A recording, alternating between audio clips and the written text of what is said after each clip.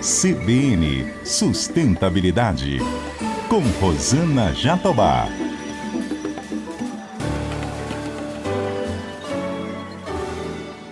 Oi, pessoal, tudo bem? O CBN Sustentabilidade de hoje aborda a agenda ESG no setor de eletrodomésticos. Eu converso com Bernardo Galina, vice-presidente de Assuntos Jurídicos, de Compliance e Corporativos da Whirlpool para a América Latina. A Whirlpool é dona de marcas como Brastemp, Consul e KitchenAid. A empresa tem 4 unidades no Brasil, com 13 mil colaboradores. Bernardo, que prazer recebê-lo aqui no CBN Sustentabilidade. Tudo bem com você? Tudo bem, o prazer é todo meu, Zé. Bernardo, eu queria começar nosso bate-papo falando de um grande desafio da indústria, que é lidar com uma cadeia de suprimentos muito complexa e a necessidade de uma logística reversa eficiente.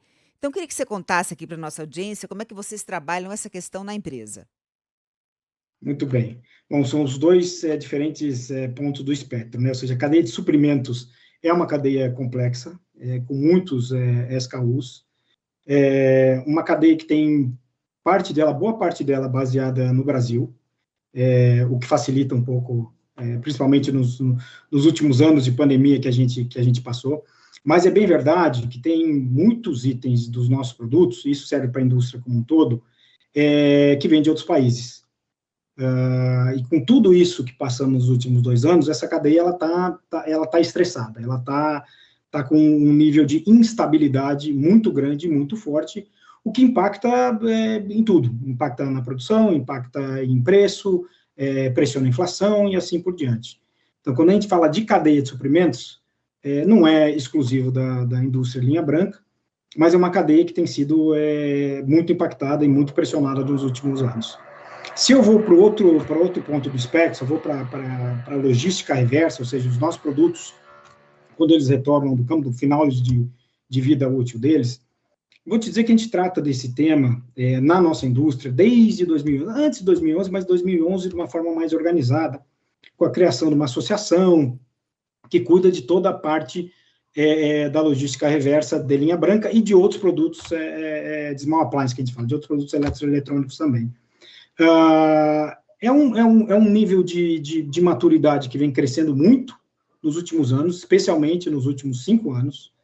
A gente ainda não tem, se a gente fala de linha branca de grande porte, como geladeiras, máquinas de lavar, etc. e tal, a gente ainda não tem a cultura no nosso país do descarte desses produtos de uma forma adequada, mas é algo que a gente vem criando, uma cultura que a gente vem criando ao longo do tempo. Temos muito a se desenvolver, mas importante, Rosana, é algo que está sendo tratado, tem legislação para isso, está no radar de toda a indústria tem feito investimentos e esforços enormes para a gente cada vez mais melhorar a forma de reciclagem dos nossos produtos. Então, os dois extremos da cadeia, os dois, de certa forma, passando por período de grandes desenvolvimentos e grandes desafios, vamos colocar assim. Você me diz, então, que existe um esforço por parte da indústria no sentido de fazer a logística reversa para que as pessoas tenham, ao final das contas, essa cultura de descarte adequada. O que a empresa pode fazer para estimular o consumidor a devolver ao fabricante aquele produto que perdeu o seu prazo de utilidade? Vou dizer o que a empresa pode fazer, eu vou dizer mais do que isso, eu vou dizer o que a empresa faz, ou seja, campanhas de comunicação, aproximação com os grandes varejistas, educação da população, tudo isso explicando de que chega um certo momento da vida útil de um aparelho que ele precisa ser descartado. E quando chegar esse momento, os locais de descarte, o que vai ser feito com o processamento de descarte, etc. e tal, segue uma legislação específica. Então, isso já está sendo feito. O ponto é que mudar uma cultura de um país tão grande como o nosso, de diferentes realidades, não é da noite para o dia. Mas é uma pauta que, para as empresas e para a indústria que a gente está, já é uma pauta que vem sendo tratada, de novo, há alguns anos. A efetividade dela vem aumentando ao longo do tempo. Mas volto, é muito parte da nossa cultura. Ao lado das difícil. campanhas de conscientização, talvez criar programas de remuneração, né, que desse bônus aos clientes, aos consumidores, para que eles devolvessem aquele produto que já não serve mais, não seria efetivo? Usando dentro da cadeia de maturidade, a fase de bonificação ela está dentro de um espectro. Uhum. A gente acredita que essa fase, em algum momento no Brasil, ela vai chegar como chegou em outros lugares. Esse é o primeiro grande passo. É o melhor dinheiro investido? Esse, com certeza, não. A gente ainda entende que precisa de muito mais de educação, de adaptação cultural do que o pagamento, do que a recompra de qualquer produto. Ou seja, não é essa forma, neste momento, e no nível de maturidade que a gente está na cadeia, que a gente entende esse como o melhor investimento. Olha, dizem que trabalhar no Brasil não é para amadores, né? Sobretudo no executivo dessa área, que é a sua, altamente competitiva. Porque a gente tem aqui uma grande questão que impacta muito o bom desempenho da indústria como um todo, que é o cenário econômico, né? A gente tem visto uma queda no rendimento das famílias, alta da inflação e um complicador que você já mencionou, Bernardo, que é a questão da dependência de matéria-prima importada, cada vez mais cara em razão da valorização do dólar e também cada vez mais escassa. Existe escassez no mercado de insumos como aço, cobre, chips e microchips. Como é que faz para reduzir custos e ganhar eficiência num cenário como esse, tão desafiador do ponto de vista econômico? Zana, como tu bem mencionaste, é extremamente desafiador. Como a gente faz? Bom, a gente olha para a produtividade, a gente olha para dentro de casa, a gente olha para formas melhores, mais colaborativas de se produzir, com sistemas internos. A gente tem o WCM, você tem inúmeros sistemas no mercado, e a gente tem o nosso, onde, por sinal, é importante mencionar, a Whirlpool no Brasil é uma das referências na forma de produção limpa, indústria 4.0, etc. Então, assim, é legal a gente falar isso, porque tem muitas coisas do nosso país, quando a gente fala de diminuição de custo, melhor qualidade, que a gente é referência.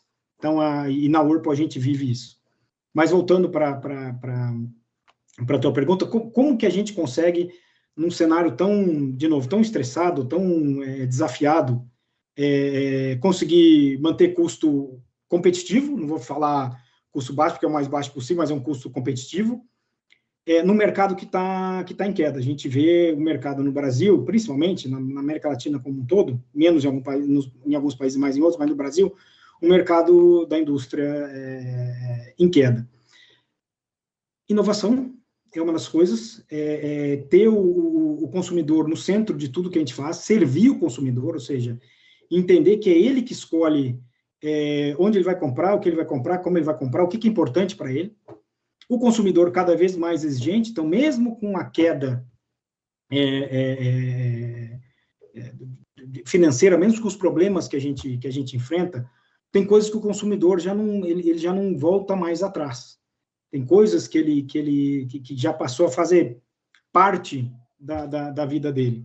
Então, é um micro-ondas, um sistema de lavagem específico, uma geladeira com defrost, ou seja, tem algumas coisas que já entrou na cultura desse consumidor, ele não volta mais atrás. E a gente tem que estar atento a isso, tem que explorar essas alavancas cada vez mais, porque, como o reflexo disso qual que é? Eu aumento a produção para esses itens específicos, eu aumento competitividade com isso, eu consigo ter custos menores e consigo ter preços melhores no fim da linha para o consumidor. Mas o importante de tudo isso é não perder a referência de que quem manda é o consumidor. O que ele quer, onde ele vai comprar, como ele vai fazer, o que é mais importante para ele, é ele, com mais ou com menos poder aquisitivo, é ele que está no centro. Vocês têm que desenvolver, portanto, canais de escuta ativa com relação a esse consumidor cada vez mais exigente com relação aos atributos de um produto, né, Bernardo? Sem dúvida nenhuma, isso é um dos pontos fortes, ou um dos pontos que a gente mais faz. Proximidade com o consumidor, interação, canais de escuta, ouvi-lo de uma forma próxima, é o que a gente mais faz. A gente faz para atender eles de uma forma reativa, mas faz muito para a definição dos nossos produtos, para onde a gente está indo. Então, são as duas pontas que a gente explora muito e é fundamental, ou seja, o que vem deles é o que driva, o que define para onde a gente está indo. Eu estou feliz em saber que você faz parte, então, dessa pesquisa que eu obtive hoje, realizada pela KPMG, mostrando que os líderes do segmento de eletrodomésticos estão investindo em conceitos da chamada indústria 4.0. Você acabou de mencionar, né? Ou seja, melhoria de produtividade, redução de desperdícios. Queria que você contasse para a gente um pouco desse fenômeno aí na Whirlpool especificamente. Eu conto. Usando, é importante falar que tem, assim como, vou fazer um paralelo, assim como o ESG, que agora tá mais, entre aspas, em moda, são ações que indústrias, não só o Whirlpool, mas a Whirlpool também, e muito como líder da sua área, as empresas fazem isso há muito tempo. E agora a gente é de empresa 2.0, 3.0, agora a empresa 4.0, é uma evolução que a gente... O que tem para dentro da empresa, dentro da Whirlpool, o que tem de diferente para a gente? É uma melhoria contínua, é um processo de melhoria contínua. Mudam os nomes, mudam as formas, ajustam-se algumas coisas, mas a busca do melhor, a busca de redução, a busca de fazer o melhor produto com a melhor qualidade, com menos matéria-prima, ou com matéria-primas recicláveis, no menor espaço de tempo, ela é contínua. Ela não, de novo, a gente está falando agora, mas ela é contínua. O que tem de diferente acontecendo dentro da Whirlpool nos últimos 8 ou 9 anos? Um programa específico que a gente chama de World Class Manufacturing, que está olhando absolutamente todas as nossas plantas para serem plantas modelos de classe mundial. É uma evolução robusta, que tem o pace, ou seja, tem a cadência dela numa velocidade de anos e não numa velocidade de semanas, mas que, no fim do dia, traz muito benefício quando a gente fala de emissões, muito benefício quando a gente fala de uso de matéria-prima, muito benefício quando a gente fala de qualidade, sem contar os maiores benefícios que a gente tem como empresa, que é um ambiente muito melhor de trabalho, em termos de tudo, em termos de ergonomia, de limpeza, de respeito, em termos de absolutamente tudo. Então, dentro da Whirlpool isso é pauta, e é uma pauta que se acelera cada vez mais na medida que os anos vão passando. Mas a gente não vê também, pelo menos na nossa indústria, a gente não vê como sobreviver sem ter isso. O que é importante também salientar, ou seja, quem não segue esses preceitos, quem não tem essa visão, não dura muito na nossa indústria, porque é uma indústria extremamente competitiva. Muito bem, Bernardo. Na pandemia, as pessoas se voltaram para o lar. Eu mesma dei uma melhorada substancial na minha cozinha, né? Fui até para a cozinha fazer alimento para minha família. Isso aconteceu com muita gente no Brasil. E a gente viu uma verdadeira revolução digital, né, no setor, um crescimento vertiginoso da operação de comércio eletrônico. Eu te pergunto, você enxerga a necessidade de uma revisão ainda mais profunda dos modelos logísticos e tributários que visa não apenas redução de custos, mas também melhoria de margem no setor? Rosana, sem dúvida, eu acho que tem muito a melhorar. Vamos dar um passo atrás, né? Atender o consumidor, como eu falei no início, da forma que é melhor para ele, isso sempre foi pauta na Whirlpool, pauta em várias indústrias, ou seja, os canais digitais, as vendas, já existiam isso. A diferença com a pandemia foi de 0 a 100 muito rápido, ou seja, muita gente ia comprar o eletrodoméstico na loja e começou a não poder sair de casa, mas ao mesmo tempo precisar do eletrodoméstico porque estava passando mais tempo em casa, etc. e tal. Então, o esqueleto, ou seja, a forma de operar, ela já existia. O que mudou muito foi a intensidade. Ou seja, a gente precisou, e a gente, com várias outras indústrias, precisou se preparar para aumentar muito a intensidade, para voltar, né? Qual é o nosso ponto? Consumidor, o centro é o consumidor. Como agora, nesse novo cenário, eu atendo ele da melhor forma possível. Então, eu tive que calibrar melhor os meus instrumentos para continuar atendendo ele da melhor forma possível. E isso, obviamente, trouxe um volume muito maior quando a gente fala de venda no mercado eletrônico, ou seja, venda pela internet. E com isso traz também, como pontuastes, os desafios que a gente tem no campo fiscal, tributário e logístico. Te falo que sim, eles existem, sim, a gente tem que adquirir uma maturidade muito maior, principalmente quando a gente fala de comércio eletrônico e quando a gente fala de tributação. Acredito que isso está sendo discutido nos fóruns adequados e no governo, mas é parte de uma mudança muito maior, que é da nossa discussão tributária, ambiente jurídico estável e assim por diante. Ou seja, faz parte de um bojo maior. O que está na mão da indústria que a gente pode fazer? Melhorar as nossas cadeias logísticas, principalmente de entrega. Então, isso passa a existir. Eu tenho um fluxo diferente no mapa do Brasil acontecendo, para servir melhor os nossos clientes. Então, assim, tem melhoria de infraestrutura também necessária? Sem dúvida tem. A gente vê isso como o maior gap? Provavelmente não. Eu acho que é um conjunto de coisas. Não existe uma bala de prata. É um conjunto de coisas que precisam melhorar para a gente ter um ambiente de negócio melhor, para a gente atender os nossos clientes melhor e ter custos mais competitivos, principalmente se a gente olha para outros países. Nesse esforço de atendimento ao cliente, né, de melhoria contínua para suprir as expectativas dos consumidores, você tem notado que esse consumidor está mais consciente realmente? Ele tem noção dos atributos sustentáveis que estão embarcados ali naquele produto? Ou o preço ainda é o que determina a compra? Ana, sem dúvida nenhuma, a gente tem todos os elementos para afirmar de que sim, os consumidores estão muito melhores educados nas questões de ESG. A forma que a gente constrói os produtos, a forma que a gente constrói mensagens hoje, completamente diferente do que a gente fazia há 5, 10 anos atrás.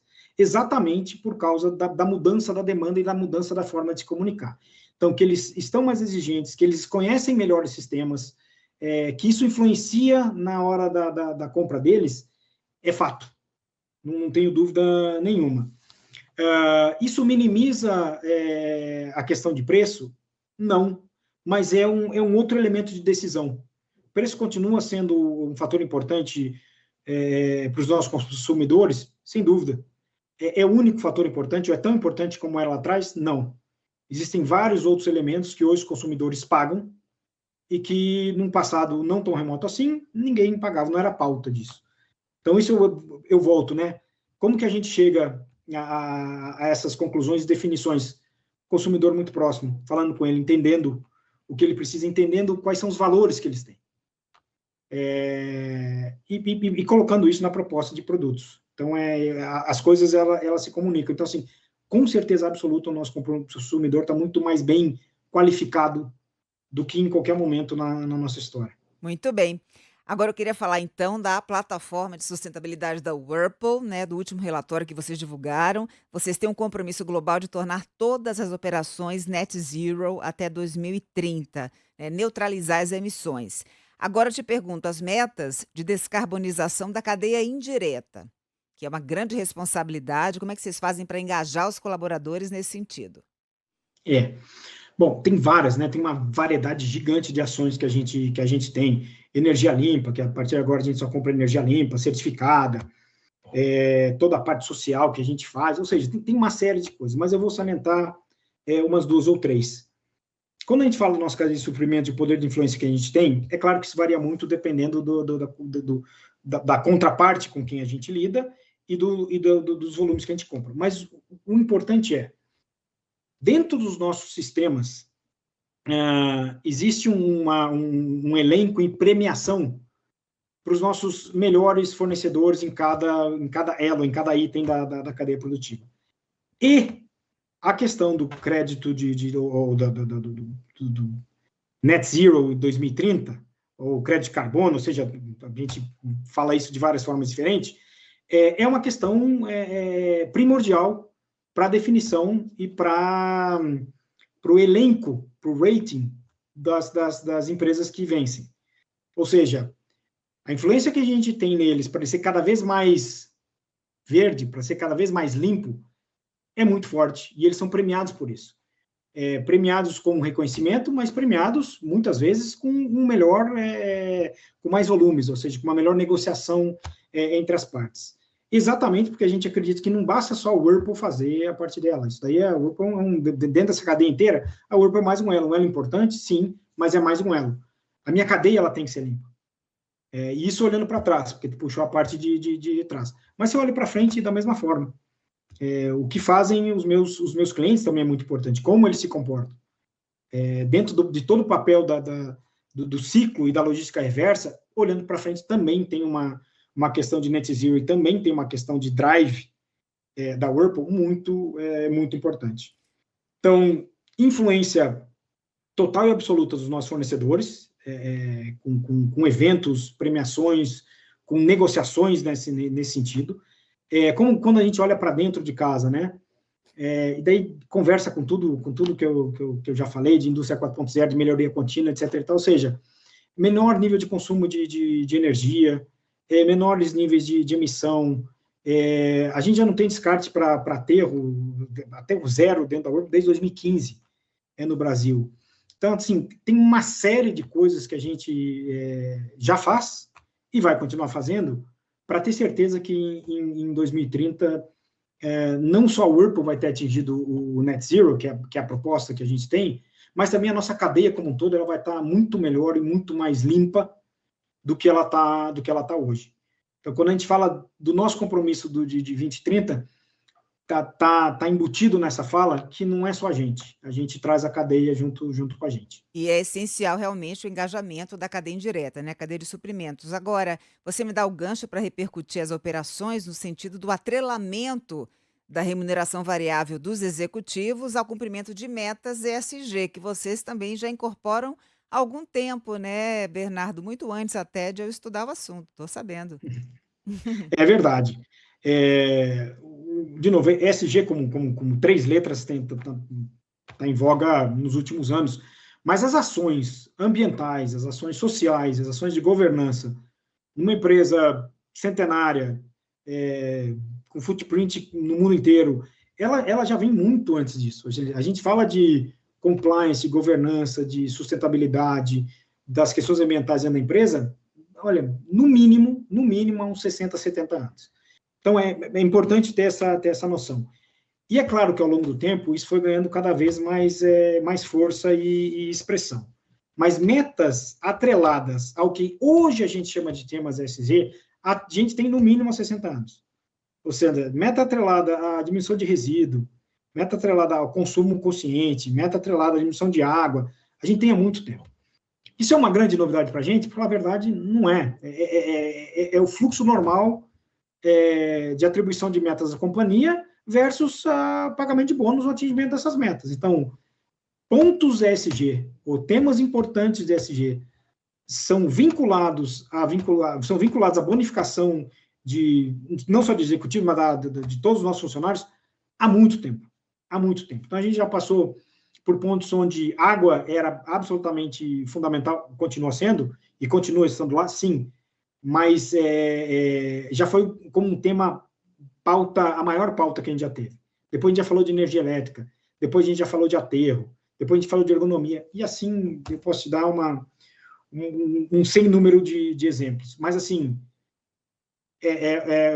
bônus é sempre atrelado a essas questões que são com base nos valores da companhia. São valores da companhia que a gente tem e as nossas metas e bonificações são atreladas aos nossos valores. Muito bem, já que você me deu gancho para a gente falar da questão da pegada hídrica, eu soube que 98% de recirculação de água utilizada no processo produtivo é o índice atual da empresa. Altíssimo, hein? Conta para a gente como é esse processo. Exatamente. A gente tem estações de tratamento de resíduos dentro da empresa, né? De resíduos líquidos dentro da empresa. E a gente foi melhorando ao longo dos anos, isso há muitos anos que a gente faz, ao longo dos anos a gente foi melhorando o nível de descontaminação dessa água e a possibilidade de reusar ela nos nossos processos produtivos. A ponto que hoje a gente reusa 98%, 98,5% de toda a nossa água, ou seja, entra muito pouca água nova no nosso sistema. Trabalho longo, melhoria contínua, com foco dentro dos valores da companhia. E isso reflete nos produtos que a gente faz. A gente tem, posso mencionar 2 produtos, por exemplo, de 2 lavadoras que a gente tem. Uhum.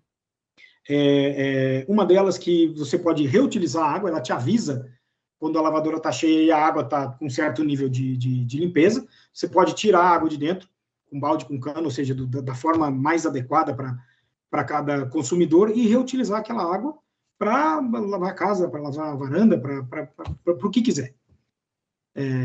Então, isso é um ponto importante, é algo que já tem no produto, ou seja, estou saindo de dentro da nossa empresa e estou indo migrando para o nosso produto.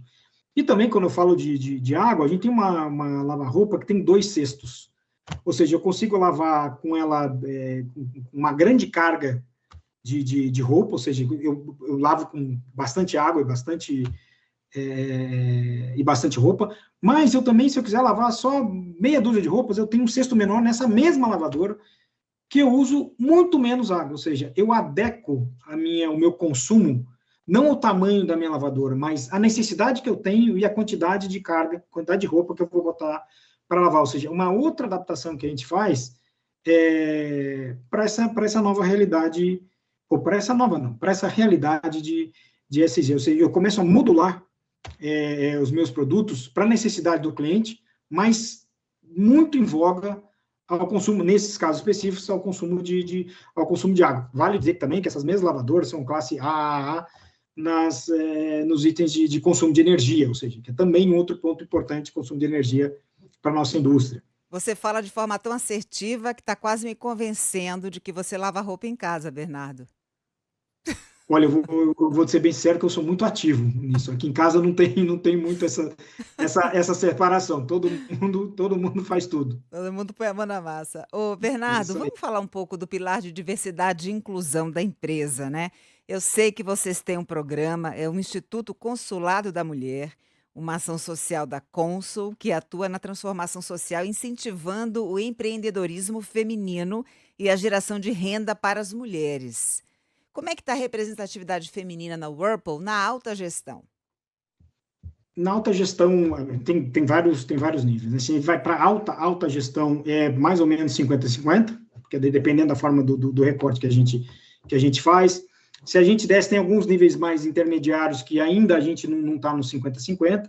Tem outros que já tem mais mulheres do que homens.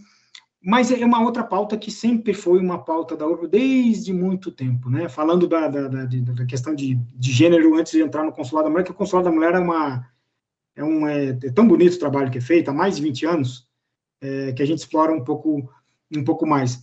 Mas quando a gente fala da questão de gênero,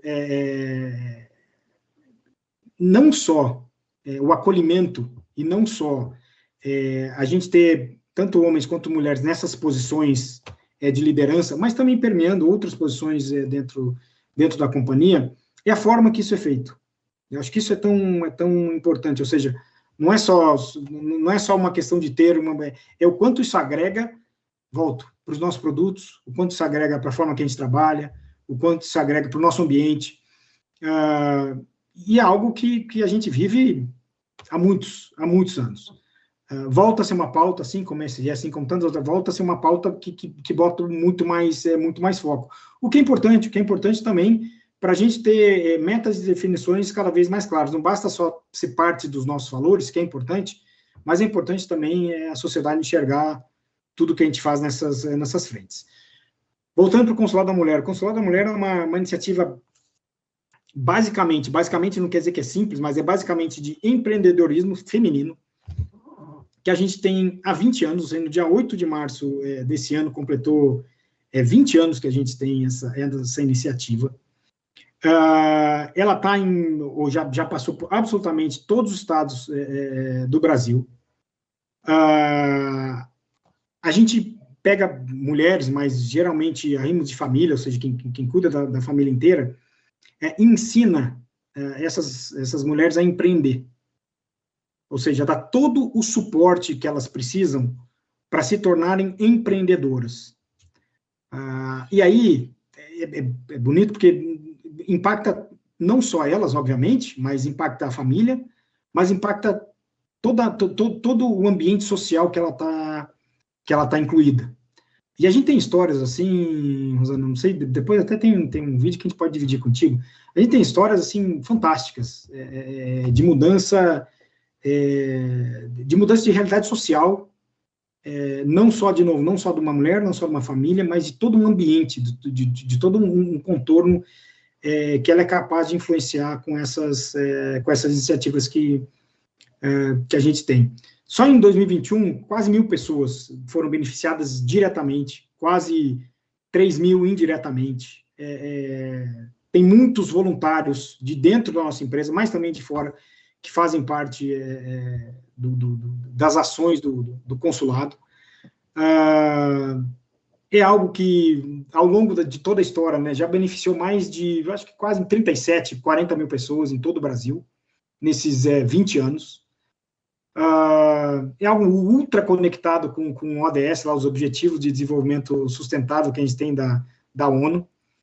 Então, assim, não é, obviamente, a única iniciativa social que a gente tem, mas é uma iniciativa social que a gente tem de grande orgulho, porque é a mais longeva, é a que, sem dúvida, impactou mais pessoas ao longo desse tempo todo, e com essa missão e com essa pegada de empreendedorismo feminino, mudança de realidade, tanto dentro de casa quanto no entorno. Esse é o mote principal que a gente tem no Consulado da Mulher. E Consulado da Mulher sempre é cônsul ao lado da mulher. Legal. Ou seja, a nossa marca cônsul atrelada a esse tema. Muito bem, Bernardo, muito obrigada, viu, pela sua participação aqui no CBN Sustentabilidade, uma conversa muito gostosa.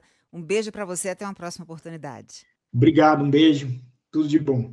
Eu conversei com Bernardo Galina, vice-presidente de Assuntos Jurídicos, de Compliance e Corporativos da Whirlpool para a América Latina. Além de ter acesso ao conteúdo pelo YouTube, você também encontra essa entrevista no site, no aplicativo da CBN ou na sua plataforma preferida. Colaboraram comigo aqui no CBN Sustentabilidade, minha linda produtora Letícia Valente, nos trabalhos técnicos a outra linda Priscila Gubiotti e na edição Rafael Furugem. Um beijo para você e até semana que vem.